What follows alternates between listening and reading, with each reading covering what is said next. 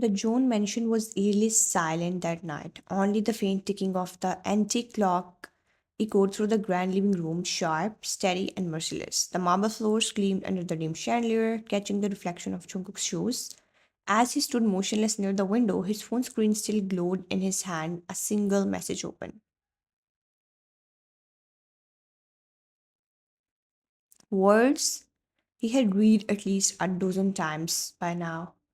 Don't worry, he will never find out. Jungkook is too busy running his empire to notice, and below it, a photo, her in another man's arm. The glass in his other hand trembled slightly, a crack splintered through it before the glass slipped from his fingers, shattering against the floor.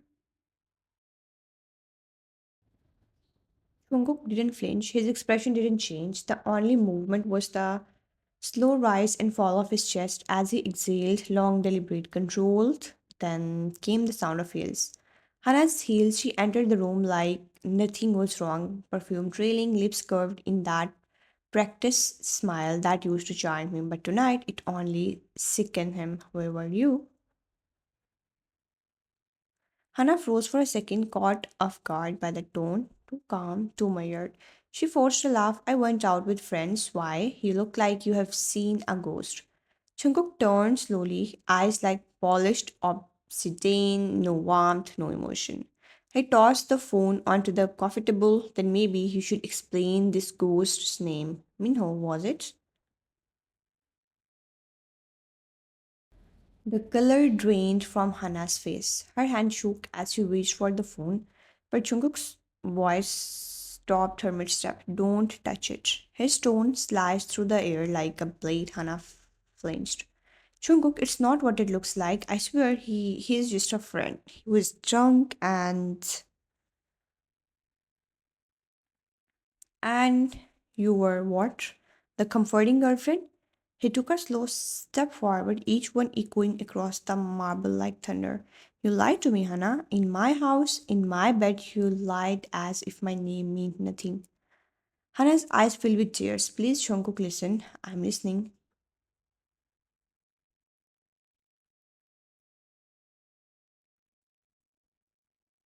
He tilted his head, a cruel calmness settling over him. Go on, tell me how that man's lips ended up on yours. Tell me how your dress came off in his apartment.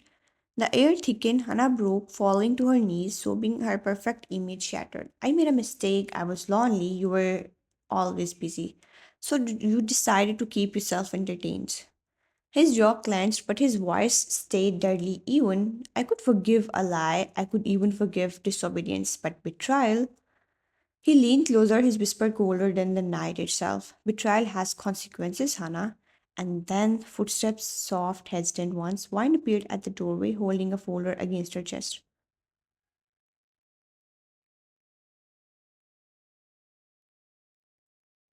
She had been sent by one of the staff to deliver Jungkook's documents. Unaware she was walking into a storm, her eyes widened as she saw Hannah on the floor, mascara streaking down her cheeks, and Jungkook standing over her like a fallen angel with vengeance in his gaze. Jungkook, what's going on? Jungkook turned his head slightly. For a heartbeat, the cold in them flickered. She looked so different from Hannah. Soft, timid, gentle, innocent. Hannah immediately scrambled to her feet, desperate. Wine, please go. It's not what it looks like. But wine didn't move. She could feel the tension vibrating through the room, like the air itself was trembling. Uni, are you crying?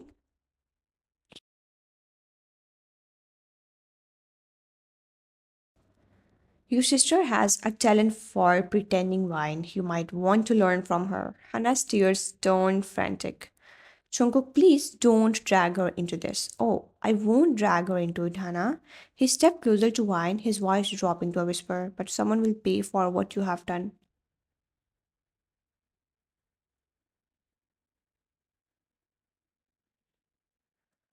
Wine's heart skipped a beat, unease settling deep in her chest. What do you mean?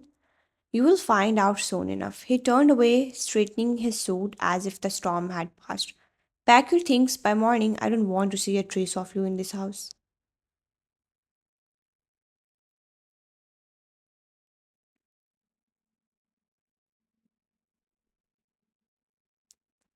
Hannah reached out, grabbing his wrist desperately. Jungkook, please don't do this. I love you. He ripped his hand free.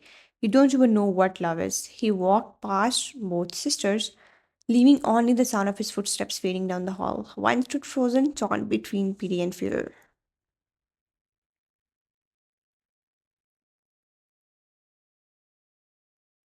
She reached for her sister, but Hada collapsed into her arms, trembling. He will destroy me, Wine. He will destroy everything.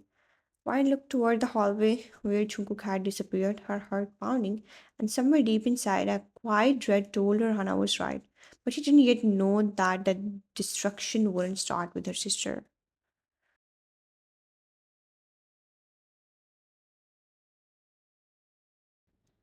It would start with her. The wedding hall was breathtaking but empty. No music, no laughter, no blessing from family or friends, just the hollow echo of silence pressing against the marble walls. The chandelier above glimmered faintly, but even the light seemed cold. One stood at the altar dressed in ivory silk that didn't belong to her. It had been ordered for Hannah once. Her hands trembled inside the lace gloves, heart pounding so violently she could barely breathe. Across from her, Jungkook looked like a sculpture carved from ice, handsome, unreadable, dangerous. The tailored black suit, the slight black hair, the stillness of his expression, only his eyes betrayed the storm beneath, controlled, weak, disguised as calm. Hannah stood near the doorway, restrained by two guards. Her mascara was smudged, her voice raw from crying. Chungkook, please, you can't do this. She's my sister. Chungkook didn't even look at her. He reached for Wine's hand, his grip ironclad, almost painful. You are right, she's your sister. That's why this feels poetic. Hannah's cry broke the stillness. You are sick. No, I'm just giving you a lesson. You took something from me, so I'll take something from you. He turned his gaze toward Wine, those obsidian eyes pinning her in place. Say the words.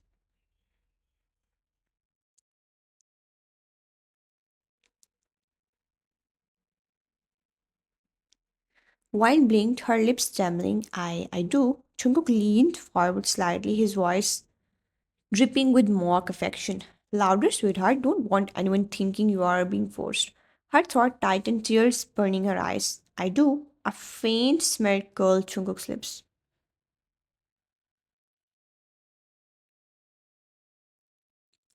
Good girl. He slipped the ring onto her finger, cold metal meeting trembling skin, and when the officiant declared them husband and wife, Jungkook didn't even kiss her. He simply turned toward Hana.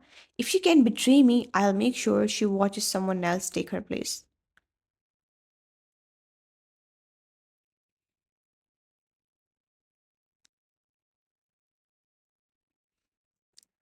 Hannah broke down completely, screaming her sister's names as Jungkook led Wine away, hand clamped around her like a shackle. Wine didn't look back, she couldn't, because she knew if she did, she would break. The mansion felt even colder now. It wasn't a home, it was a gilded cage. Every morning, Wine woke up before sunrise to serve breakfast. Every day she was assigned meaningless tasks, polishing already spotless floors, ironing his suits, making his coffee in a porcelain cup that cost more than her entire wardrobe. The maids watched silently, pity in her eyes, but no one dared to intervene. One morning, Jungkook sat at the head of the table reading a newspaper as Wine placed a cup of coffee in front of him. He didn't even glance up. He forgot the sugar again. Wine froze, looking at the untouched cup. I didn't think you liked sugar. He folded the paper slowly, finally meeting her gaze sharp, cold, unrelenting. You think too much. You were told to serve, not assume. Wine swallowed hard, nodding. Sorry. He leaned back in his chair, tone laced with mock amusement. You apologize too much. Too. You sound guilty makes me wonder if betrayal runs in your family. The words hit like a slap. Wine kept her eyes down, fingers clutching her apron. I'm not her, Jungkook. No, then prove it. He slid the cup toward her. Drink it. She blinked startled. What? You made it, didn't you? Drink it. Let's see if you can at least get one thing right today. Her hands trembled as she lifted the cup and took a sip. The bitterness made her wince. Jungkook watched her every move, the corner of his mouth twitching with dark satisfaction. See, now that's obedience. Maybe he will learn.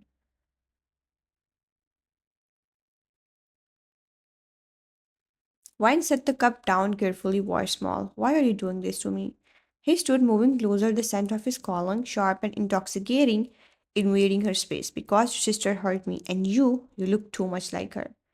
He brushed past her shoulder, murmuring as he walked away.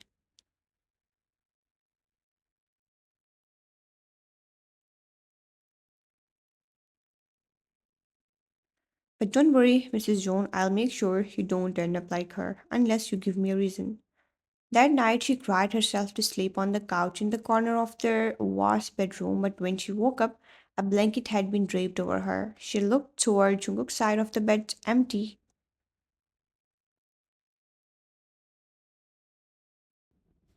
Only the faint smell of his calling lingered, and the unsettling realization that maybe, just maybe, there was still something human left in him.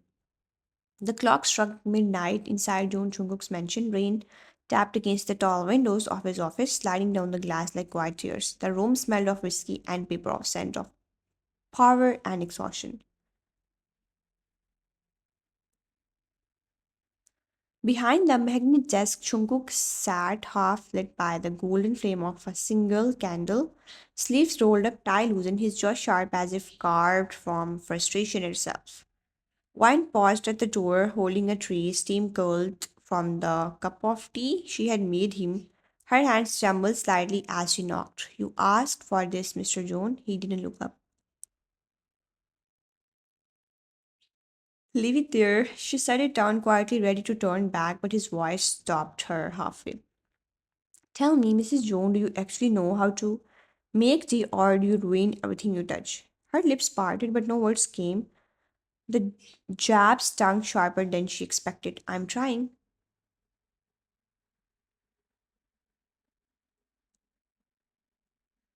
Trying that word again, your sister tried to stay faithful, tried to be honest, maybe failure runs in the bloodline. The tray rattled as her fingers clenched. You don't have to keep comparing me to her. I'm not Hannah. He finally raised his eyes. They were dark, rimmed with fatigue and something she couldn't name. No, you're quieter, easier to break.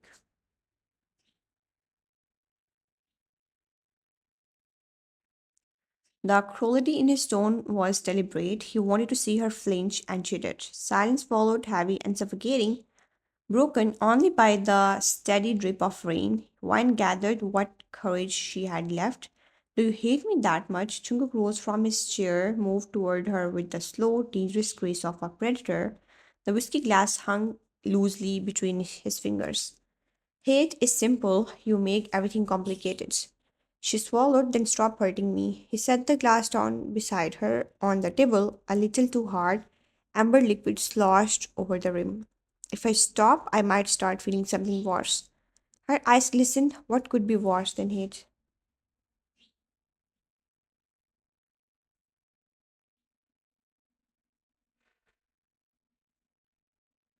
He stared at her for a long moment, then leaned close enough for her to feel the warmth of his breath, wanting you. For a second, the air froze. Wine's pulse kept her voice trembling. Then why are you doing this to me?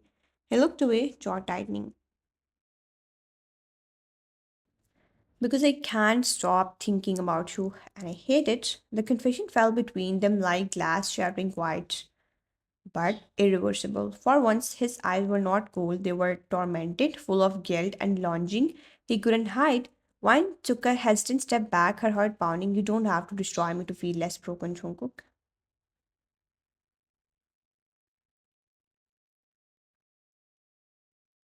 He let out a low, humorless laugh. You think this is about you? You are just a reminder that I still bleed. When she turned to leave, his hand twitched, almost reaching out, then fell to his side. Don't walk away until I tell you to, Mrs. Jones. But her footsteps kept echoing down the hall, fading into the storm.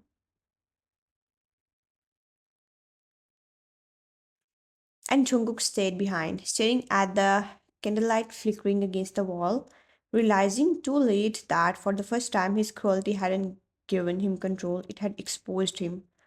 Thunder rattled the windows like an excusing fist. Inside the mansion, the lights flickered, casting long shadows that seemed to stalk the room. Jungkook stood by the fireplace, hands buried in his pockets, the firelight throwing hard angles across his face. One's reflection in the glossy floor looked smaller than she felt. She had been holding that ache inside for months. The little murders of dignity, the jokes at her expense, the daily erosion of her worth. Tonight, she decided she would not swallow it anymore. Why are you doing this to me? Why use me to punish her? He let the question hang as if it amused him when he answered, because it's efficient. It cleanses the stain without getting my hands dirty.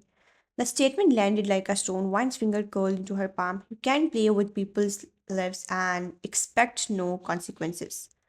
He stepped forward close enough that she could smell the faint trace of his calling in whiskey. He didn't touch her, he didn't need to. His words were precise instruments. Consequences, darling. I write consequences. I assign punishments. You should consider yourself fortunate. Many would have been cut off, ruined. He smiled then, not warm at all. It was a smile that peered at her like a blade. You have such a pretty face for someone so expandable. Her breath hitched. Every barb was engineered to make her shrink. He watched her shrink with the cruel satisfaction of a man cataloging victories. You think you are teaching me something, you are breaking me? I am reveling you, the real you, afraid, apologetic, always shrinking. You fit the role so well.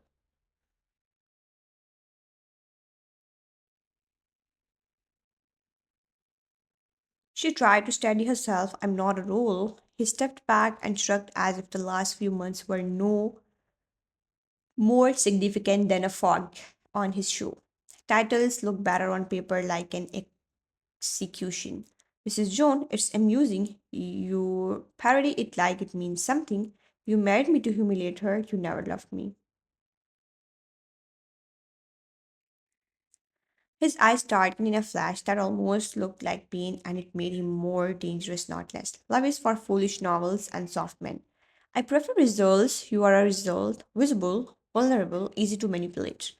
You make a spectacular lesson. He let the words sit between them. Then he leaned forward, voice quiet with contempt and fascination. Tell me, why, when you look in the mirror, do you see yourself or do you see her? Do you hear her laugh in your head, her footsteps in these halls, or are you simply an ego? Tears blurred her vision. The question hurt more than any slap could have. She took one trembling step back as if physical distance could make the word less true. You were wrong.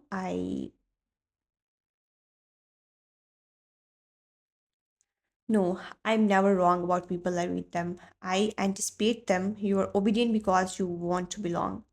You are frightened because belonging has become survival. She felt every piece of her confidence crumble. The evening spun into a carousel of shame and humiliation, orchestrated by his calm cruelty. He kept leveling new, precise attacks about her clothes, her voice, the way she smiled wrongly, the way she flinched at loud noises. Each insult was a tiny push until she reeled. Why make me feel like this? He smiled as if delighted by her unraveling, because it's clearer to watch someone plead than to listen to excuses. They reveal the truth when they beg. When she finally fled to the stairwell, hands pressing to her chest, he called after her not with apology but with a line that would become a cheat. Don't pretend you didn't like the attention. It fits you. The sorrow, the fragility, they make you human in front of me. She reached her room and closed the door, but his words continued to echo, settling inside her like ash. She pressed her forehead to the cool wood and let the tears come. He had not touched her. Yet the damage felt as permanent as a scar. A week later, curiosity and the sting of his words pushed Wine to a decision she had avoided. She would not remain a passive collection of his cruelties. If she was being used as a lesson, she would learn the playbooks too. One late afternoon, when the house was quiet and Jungkook had left for a meeting, one slipped into the wings of the mansion. Few ever entered a narrow servants' corridor that led to the wing of private offices. She moved like a whisper, fingers finding the hidden latch he had once shown her to keep her out of certain rooms, the same secrecy he used to keep parts of his life walled away. The door to the secret office opened with a soft click. Inside, the air smelled of old paper and machine oil. Shelves were lined with binders, folders, photographs, clipped and labeled in Jungkook's precise handwriting. Rows of files were stacked like miniature tombstones, each name, each date, each transaction are carefully written there. There were doses on businessmen, rival families, offshore accounts, and then a separate folder labeled with a single word she hadn't expected to see: Wine June 2008 present. Her fingers trembled as she pulled it out. Photos stumbled forward. A child she vaguely remembered from old family photographs, a young girl outside a school, a teenage wine at a recital, all images Jungkook had never mentioned. There were notes, dates, addresses, the names of teachers, the name of the orphanage where she had once volunteered, a list of events Jungkook had apparently followed for years. She found scanned messages, all purchase receipts sent to places her sister once frequented, a travel itinerary that placed Jungkook in the same town as their family when Wine was still small. There were pages where he had circled certain lines, underlined, written comments in the margins. Potential, fragile, could be useful. Observe, reaction to humiliation is strong. Keep distant, make dependent, her stomach dropped. He had not reacted in will for it Hana's betrayal. He had constructed a long, cold plan that placed Wine exactly where he wanted, visible, vulnerable, and curated. A sound behind her, a soft footfall she hadn't noticed, made her freeze. Jungkook's silhouette filled the doorway, wind streaked and as still as carved stone. He didn't look surprised. If anything, he seemed pleased to have been discovered. You found my little archive. The folder slipped from her hands and fluttered to the floor like a confession. She stared at him, numb. You watched me, you planned this, all of this. He walked in slowly as if coming into a room of trophies. He picked up one of the photographs, the image of a young wine clapping at a school recital, and turned it so she could see. Not washed, wine studied, considered, anticipated. You married me as part of a plan. He set the photo down like a relic and met her eyes with a look that had something like reverence braided with gold intent. Hannah was convenient, but she was never the center. She was a catalyst.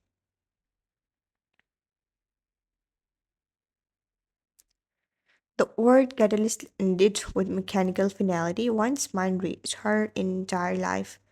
The humiliation, the kindnesses he had shown at odd odds, the moments of inexplicable protectiveness suddenly read like the moves of a man running through a script. Why me? For the first time in months, Jungkook's expression softened. There was an admission there that wasn't quite regret. Because you were precise, because you didn't demand the word and you didn't seem to notice when I took pieces of it. Because the more I observed, the more I recognized the exact crack I could use to slip in. He stepped close, but again he didn't touch. His voice dropped to a whisper that filled the room with a dangerous intimacy.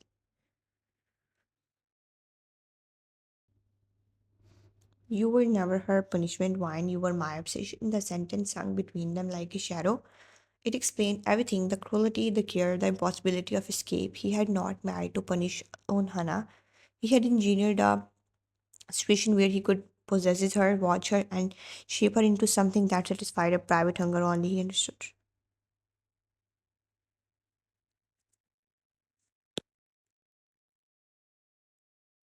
Wine felt the word dealt. Betrayal cut deeper now because it was personal and premeditated obsession. He watched her with the calm of a man who had finally acquired what he had wanted. The rain outside continued to drum on the veins, relentless and indifferent. The revelation left Wine standing in the quiet archive of his life, surrounded by evidence that everything she had felt, the humiliation, the sudden mercies, the daily torments had not been random cruelty but a carefully done experiment. And Jungkook, who had once seemed merely cruel, now revealed himself as meticulous and intense. She closed the folder slowly, handshaking. If this is how you love someone, I don't want it. He gave a half smile, neither gentle nor cruel. It was an acknowledgement. You will discover love tastes different when it's mine. She wanted to run, to scream, to break something, but the house felt full of eyes, pages, and files, and ears all watching to see what she would do next. The scene ended not with resolution but with a churning, hungry question. What would she choose now that she would see in the blueprint of his mind? The rain had stopped for the first time in months. Silence ruled Chungkok's mention, not the tense, brittle silence of control, but the hollow one that follows surrender. One stood by the large window, her reflection blurred against the pale dawn. She had not slept, her hands still trembled faintly, not from fear anymore, but from exhaustion, the kind that seeps into the bones after too much truth. Behind her, Chunguk sat in his armchair, elbows resting on his knees, eyes fixed on the floor. The papers she had found, the files, the photographs lay scattered between them. Every secret had been spilled, every wound exposed. No one spoke for a long while. Finally, Wine broke the silence. You had me before you even met me, didn't you? Chung didn't answer at first. His throat moved, his jaw tightening before he said the truth not longer mattered. I thought knowing you would keep me in control. I was wrong. Control isn't love. He looked up, his eyes once sharp enough to cut now looked almost human, almost tired. Love? I don't even know what that word means anymore. I just know I couldn't stop circling you like a fool drawn to the fire that was meant to destroy him. Wine turned to face him, her eyes glistening but steady.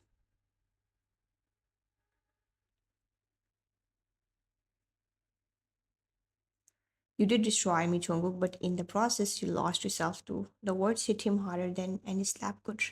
He exhaled, slowly shaking like a man who had been holding his breath for years. I know, the admission carried no defense, no pride, just quiet ruin. Wine walked closer, every step deliberate.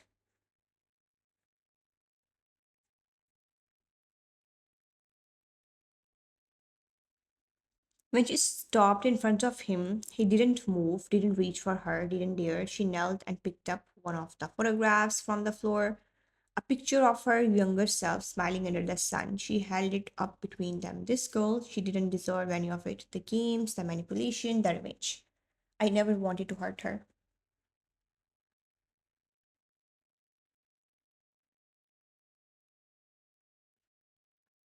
But you did. He closed his eyes for the first time. Jungkook Joon, the man who had commanded entire rooms, with a glance, looked small. His voice cracked, stripped off its tail. Tell me what to do, why, and how do I undo this? You can't. Silence again. The final, honest kind. She placed the photo gently on the table. Her voice trembled, but it was firm.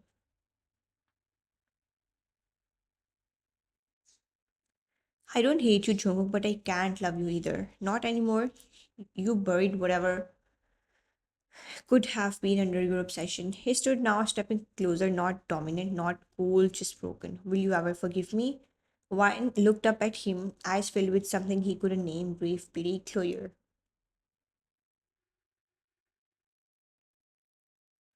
Forgiveness isn't freedom, Jungkook. It's remembering without bleeding. Maybe one day I'll reach that point, but not here. She turned to leave, her hand rested on the doorknob, her back still to him. Goodbye. He didn't call her back this time, didn't command. He just watched her go, each step echoing in the hollow hall like a verdict. When the door finally shut, Jungkook sat into the armchair again, staring at the scattered papers. His lives were reduced to issues of a woman he could never truly possess. He picked up one page, the last note he had written months ago: control her and she will stay. He crossed it out slowly with the pen laying nearby and beneath it. In small, trembling handwriting, he added, love her and she will leave, but maybe she will remember. Outside, one walked into the pale morning light, the storm finally behind her. The air smelled of wet earth and new beginnings. Her heart still ached, but it beat freely, no longer in rhythm with his cruelty. And somewhere behind the mentioned school walls, Jungkook sat alone, haunted not by Hana, not by revenge, but by the sound of her voice saying his name for the last time.